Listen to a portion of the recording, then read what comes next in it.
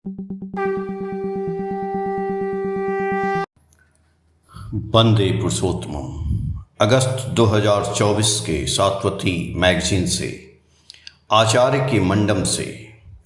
श्री ठाकुर जी के भक्त हैं श्री विष्णु प्रमाणिक जी।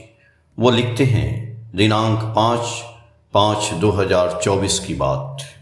जेठ का महीना है, आज भीषण गर्मी है। इस अपार गर्मी में भी नाट्य मंडप अगणित मनुष्यों से भरा हुआ है। शाम का समय है, कई लोग पसीने से अभिषिक्त हैं, फिर भी सभी अपने इष्ट देव के जीवंत प्रतिभू परम पूज्यपाद श्री श्री आचार्य देव के दर्शन के लिए व्याकुल होकर प्रतीक्षा कर रहे हैं कि कब उनका दर्शन मिले तथा अपना निवेदन उनके समक्ष रख सकें। कुछ क्षण पश्चात ही उनके आगमन का संकेत मिला। सभी निस्तब्धता से उठकर खड़े हो गए। सभी के हृदय को स्वस्ति प्रदान करते हुए वे आकर अपने आसन पर भूविष्ट हुए।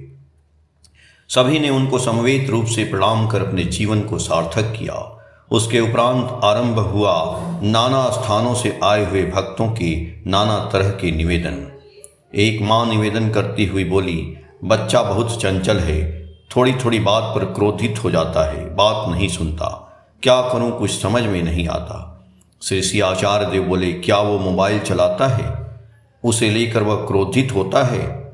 उक्त माँ बोली, नहीं। श्री श्री आचार्य देव बोले, बहुत बार हम लोग बच्चों के दोष करने पर उन पर क्रोधित होकर उन्हें डांटते फटकारते हैं, परंतु बच्चा यह समझ ही नहीं पाता कि उसे क्यों डांटा गया।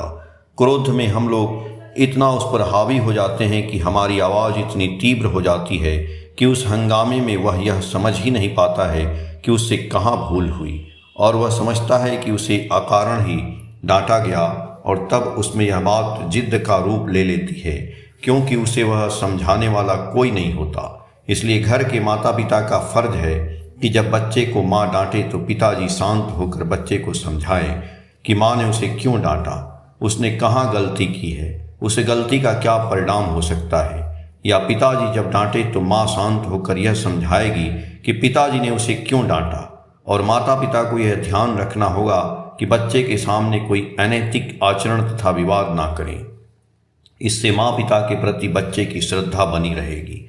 माँ पिताजी के एक दूसरे के प्रति आचरण को देखकर उसमें भी परिवर्तन आएगा। अगर वो पढ़ाई नहीं करना चाहता है तो उसे यह समझाना होगा कि उसके लिए पढ़ाई क्यों जरूरी है। उसे कहना होगा कि जब तक हम लोग जीवित हैं तब तक तुम्हारी चिंता नहीं, परंतु जब हम लोग नहीं रहेंगे तब तुम क्या करोगे, क्या खाओगे, कैसे जियोगे, क्या तुमने कभी सोचा है? अगर जीवन में अच्छे से जीना है तो तुम्हें पढ़ना होगा। अगर नमक भात भी खाओ तो भी तुम्हें उसे खुद उपार्जन कर जुटाना होगा। क्या तुम कर सकोगे? बच्चों को हमेशा वास्तविक चीज को समझाना चाहिए। जिस तरह आर्मी की कल्पना करना तथा आर्मी में जाना दोनों अलग बात है। सिर्फ बंदूक टांग लेने से तथा आर्मी के कपड़े पहन लेने से ही कोई आर्मी नहीं बन जाता। अगर एक साधारण व्यक्ति आर्मी में जाए तो बम के धमाके की आवाज़ से ही उसकी हालत पतली हो जाएगी।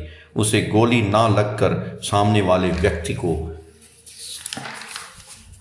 गोली लगे तो उसे देखकर ही वह भय से मर जाएगा। उसी प्रकार हम जीवन को इतना सहज समझते हैं कि जीवन उतना सहज नहीं है। जीवन की कल्पना करना तथा जीवन को जीना दोनों में फर्क है।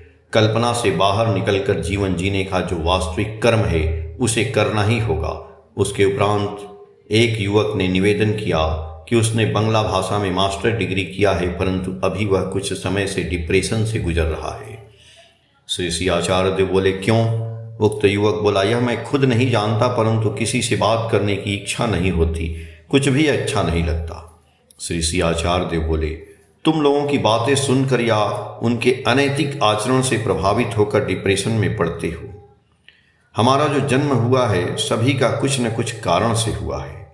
यहाँ कोई बेकार नहीं है, बिना कारण यहाँ कोई जन्म नहीं लेता। अनेक माता पिताओं को देखा जाता है कि मेडिकल की ओर से सब कुछ ठीक है, लेकिन फिर भी संतान नहीं आ रहा। क्यों? क्योंकि उस संतान के आने का कारण निर्धारण नहीं हुआ है, जिसकी वजह से वह नहीं आ रहा।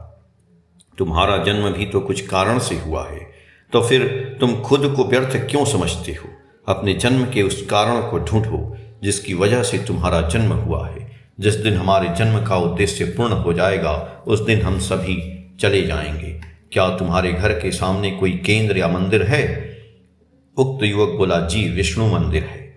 श्री सियाचार्य देव बोले, तुम वहां प्रतिदिन जाकर मंदिर की साफ सफाई करना। कई लोग सीढ़ियों से आना जाना करते हैं, उन सीढ़ियों को धोना, सबके साथ फुटबॉल खेलना, पेड़ पौधे लगाना और भी डीपी वर्क का काम चल रहा है। तुम भी निकलना और ठाकुर जी की बातें सभी से कहना। WHO वर्ल्ड हेल्थ ऑर्गेनाइजेशन का यह कह रहा है कि जो शारीरिक, मानसिक, सामाजिक तथा आध्यात्मिक रूप से स्वस्थ है वही पूर्णतया स्वस्थ है। डीपी वर्क के माध्यम से हमारा शारीरिक व्यायाम भी हो रहा है।